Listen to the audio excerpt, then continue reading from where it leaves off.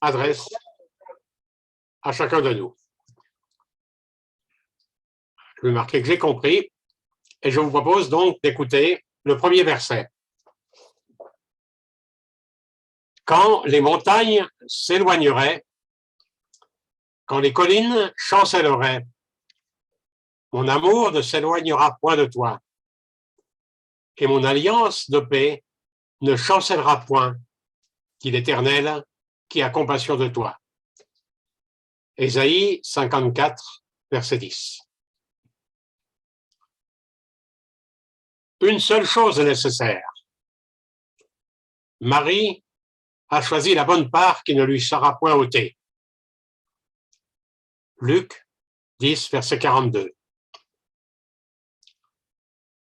En lui, Dieu nous a élus avant la fondation du monde pour que nous soyons saints et irrépréhensibles devant lui. Nous ayons prédestinés dans son amour à être ses enfants d'adoption par Jésus-Christ, selon le bon plaisir de sa volonté. Éphésiens 1, versets 4 et 5. Le Seigneur de la paix vous donne lui-même la paix en tout temps, de toute manière. Que le Seigneur soit avec vous tous. 2 Thessaloniciens 3, 16. Et la paix de Dieu, qui surpasse toute intelligence, gardera vos cœurs et vos pensées en Jésus-Christ. Philippiens 4, verset 7. Tous ceux que le Père me donne viendront à moi, et je ne mettrai pas dehors celui qui vient à moi, car je suis descendu du ciel pour faire non ma volonté, mais la volonté de celui qui m'a envoyé. Jean 6, verset 37-38. Éternel, Dieu des armées, qui est comme toi, puissant, ô Éternel? Ta fidélité t'environne. Tu domptes l'orgueil de la mer. Quand ses flots se soulèvent, tu les apaises. Psaume 89, versets 9 et 10. On passe à la deuxième diapo. Réjouissez-vous toujours dans le Seigneur. Je le répète, réjouissez-vous. Que votre douceur soit connue de tous les hommes. Le Seigneur est proche. Philippiens 4, versets 4 et 5. Nul n'est saint comme l'Éternel. Il n'y a point d'autre Dieu que toi. Il n'y a point de rocher comme notre Dieu. 1 Samuel, chapitre 2, verset 2. Éternel, ton nom subsiste à toujours. Éternel, ta mémoire dure de génération en génération. Car l'Éternel jugera son peuple et il aura pitié de ses serviteurs. Psaume 135, versets 13 et 14. La volonté de mon Père, c'est que quiconque voit le Fils et croit en lui ait la vie éternelle. Et je le ressusciterai au dernier jour. Jean 6, verset 40. Toutes choses concourent au bien de ceux qui aiment Dieu, de ceux qui sont appelés selon son dessein. Romains 8, verset 28. En lui, vous aussi, après avoir entendu la parole de la vérité, l'évangile de votre salut, en lui vous avez cru, et vous avez été scellés du Saint-Esprit qui avait été promis, lequel est un gage de notre héritage, pour la rédemption de ceux que Dieu s'est acquis, à la louange de sa gloire. Éphésiens 1, versets 13 et 14. Béni soit l'homme qui se confie dans l'Éternel et dont l'Éternel est l'espérance. Il est comme un arbre planté près des eaux et qui étend ses racines vers le courant. Jérémie 17, versets 7 et 8. Exaltez avec moi l'Éternel, célébrons tous son nom. J'ai cherché l'Éternel et il m'a répondu. Il m'a délivré de toutes mes frayeurs. Psaume 34, versets 4 et 5.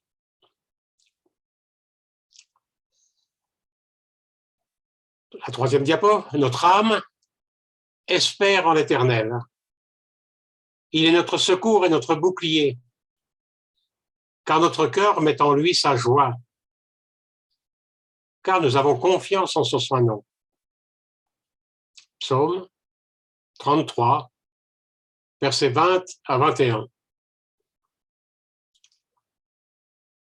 L'Éternel m'a mis au large. Il m'a sauvé parce qu'il m'aime. 2 Samuel 22, 20.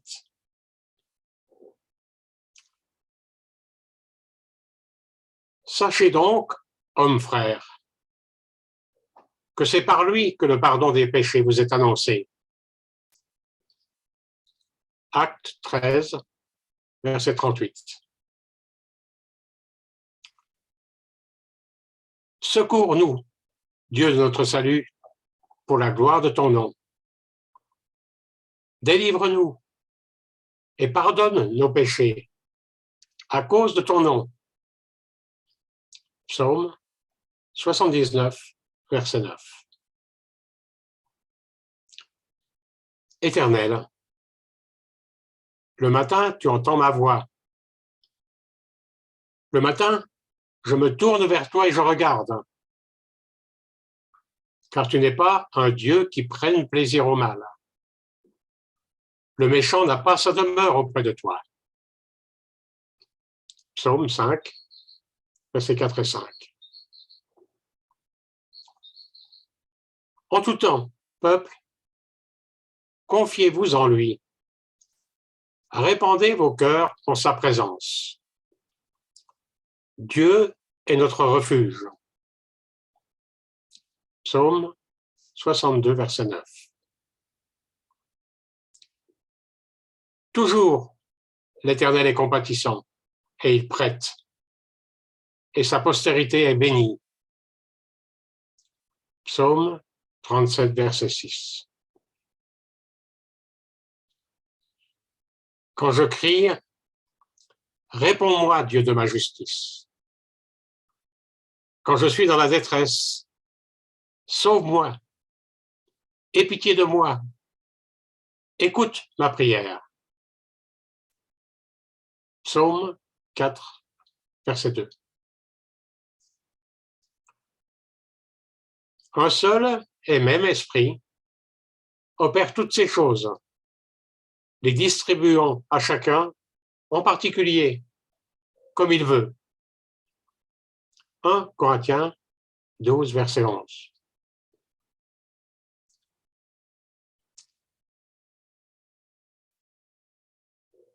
Il est ta gloire, il est ton Dieu. C'est lui qui a fait au milieu de toi ces choses grandes et terribles que tes yeux ont vues. Deutéronome 10, 21.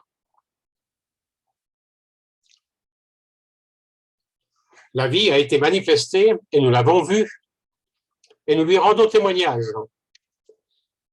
Et nous vous annonçons la vie éternelle qui était auprès du Père et qui nous a été manifestée. 1 Jean 1, verset 2. Tu feras ce qui est droit et ce qui est bien aux yeux de l'Éternel, afin que tu sois heureux et que tu entres en possession du bon pays que l'Éternel a juré à tes pères de te donner. Deutéronome 6, verset 18. Enseigne-moi tes voies, ô Éternel. Je marcherai dans ta fidélité. Dispose mon cœur à la crainte de ton nom. Psaume 86, verset 11. Glorifiez-vous de son saint nom. Que le cœur de ceux qui cherchent l'Éternel se réjouisse. Psaume 105, 3. Alors, notre bouche était remplie de cris de joie, et notre langue de chants d'allégresse.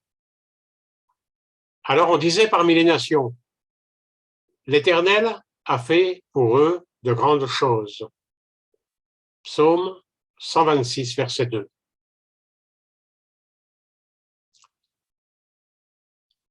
Rendez à l'Éternel gloire pour son nom. Apportez des offrandes et venez en sa présence. Prosternez-vous devant l'Éternel avec de saints ornements.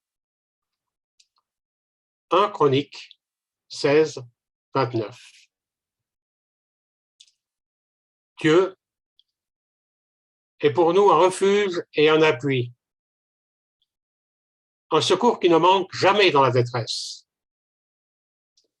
C'est pourquoi nous sommes sans crainte quand la terre est bouleversée. Psaume 46, versets 2 et 3. Pour ce jour-là, vous ne m'interrogerez plus sur rien. En vérité, je vous le dis, ce que vous demanderez au Père, il vous le donnera en mon nom. Jean 13, verset 16. Voilà, on est arrivé au bout de cette liste de versets, et j'espère que parmi ces versets, il y a des versets qui vous ont parlé, que vous avez pris comme un message que le Seigneur vous donne pour cette nouvelle année. Mais comme je vous l'avais proposé, je vous avais donc demandé de noter les premières lettres de chacun de ces versets pour découvrir le nouveau texte biblique. Et j'imagine que vous avez sans doute découvert le texte biblique recherché. Je ne sais pas si quelqu'un veut nous signaler qu'il l'a trouvé. Oui. Alors allez-y. Que l'Éternel te bénisse et qu'il te garde. C'est bien ça? Que l'Éternel te bénisse et qu'il te garde. Garde, oui. C'est une prière de bénédiction qu'on trouve dans le livre des Nombres, au chapitre 6 et au verset 22. C'est une bénédiction que souvent on cite à la fin du culte. Et je pense qu'il faut qu'on y ajoute les deux versets suivants qui forment la formule de bénédiction complète. Que l'Éternel te bénisse et qu'il te garde. Que l'Éternel fasse luire sa face sur toi et qu'il t'accorde sa grâce. Que l'Éternel tourne sa face vers toi et qu'il te donne la paix. Une magnifique bénédiction du Seigneur. Le livre des Nombres, on l'utilise assez peu souvent comme livre comme sujet pour nos méditations. Mais le livre des Nombres, même s'il est parfois un peu hermétique, relate les directives de l'Éternel à son peuple, juste avant qu'il commence, sous la direction de Moïse, son long voyage dans le désert.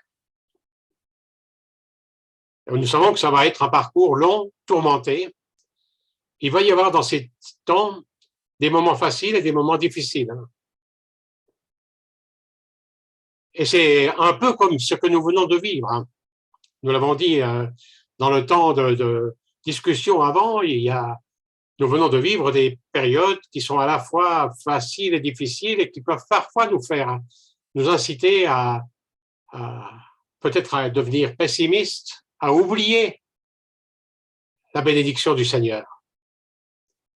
Et je pense qu'il nous faut recevoir ce texte de Nombre au début de ce parcours de 2022 et faire nôtre cette bénédiction ce matin. Que l'Éternel te bénisse et qu'il te garde. Que l'Éternel fasse luire sa face sur toi et qu'il t'accorde sa grâce. Que l'Éternel tourne sa face vers toi et qu'il te donne la paix. Peut-être d'abord le premier verset. Que l'Éternel te bénisse et qu'il te garde. Une brève réflexion sur ce verset. Même si Dieu nous permet de traverser des épreuves et des tribulations, ce verset nous enseigne que nous sommes toujours sous le coup de la bénédiction. Le Seigneur nous bénit et nous promet de ne jamais nous abandonner. Il nous promet de marcher avec nous en nous accompagnant, marcher avec nous en nous enseignant la persévérance. Il veut nous accompagner sur ce chemin, renforcer notre foi et notre maturité spirituelle dans cette nouvelle année. Le Seigneur nous rappelle qu'il est là et que sa force est rendue parfaite dans notre faiblesse. Nous devons prendre cette bénédiction comme un merveilleux privilège que le Seigneur nous accorde. Ce n'est pas un petit privilège que le Seigneur soit notre refuge en toutes circonstances. C'est une assurance tout risque pour cette nouvelle année 2022. Que l'Éternel fasse luire sa face sur toi et qu'il t'accorde sa grâce. Ce verset fait sans doute allusion à l'épisode vécu par Moïse sur le mont Sinaï. On relit dans le livre de l'Exode au verset 34 au verset 29, quand Moïse redescend du mont Sinaï avec les 2 tables de la loi à la main, le peuple remarque que la peau du visage de Moïse rayonnait. Rayonnait parce qu'il avait rencontré et parlé avec l'Éternel. L'image de Dieu, faisant briller sa lumière sur Moïse et sur son peuple, est un signe que par sa grâce et par sa miséricorde, Dieu nous accepte. Dieu permet que nous puissions nous approcher de lui. Et que Dieu agit dans nos vies. Dieu fait ce qu'il a promis. Et qu'il bénit son peuple au-delà de toute mesure. Nous maintenant, nouveau peuple de Dieu, nous sommes au bénéfice de cette même lumière pour cette année qui vient. Le Seigneur veut se tourner vers chacun de nous et faire luire sa face sur nous. Et c'est aussi un appel pour que nous puissions briller de sa lumière, pour que nous puissions lui ressembler et être à notre place des petites lumières dans ce monde qui en ce moment vit des choses tellement difficiles. Troisième verset, que l'Éternel tourne sa face vers toi et qu'il te donne sa paix. Ce verset nous dit que le Seigneur tourne sa face vers chacun de nous. C'est le rappel que Dieu s'intéresse à chacun de nous et qu'il porte son regard sur nous, qu'il nous regarde. Être cet enfant que son Père céleste regarde est un gage de sécurité. C'est une vraie paix qu'aucun esprit humain ne peut comprendre. On peut s'émerveiller que le Seigneur nous accorde à nous pécheurs son amour infini et sa protection sans faille. Et ce que ce verset nous apprend, c'est que cela nous assure une paix et un bien-être intérieur, non seulement pour nous-mêmes, mais aussi dans nos relations avec les autres. Et que cette paix et ce bien-être intérieur vont nous permettre d'affronter les joies et les troubles de notre vie en 2022. La prière de bénédiction, dans ce texte de Nombre, se termine par une promesse. C'est ainsi, nous dit le texte, qu'ils mettront mon nom sur les enfants de mon peuple et je les bénirai. C'est le verset 27. Nous, maintenant ici, nous portons le nom de Christ. Quand nous disons chrétiens, c'est le nom de Christ que nous mettons en avant. Et donc, nous avons ce nom sur nos fronts, sur nos têtes. Nous sommes les enfants du peuple de Dieu. Et ce verset, cette promesse, c'est la promesse de la bénédiction pour nous. Donc, quand nous nous apprêtons à affronter cette nouvelle année 2022, nous pouvons recevoir cette bénédiction. Que l'Éternel te bénisse et qu'il te garde. Que l'Éternel fasse luire sa face sur toi et qu'il t'accorde sa grâce. Que l'Éternel tourne sa face vers toi et qu'il te donne la paix. Amen.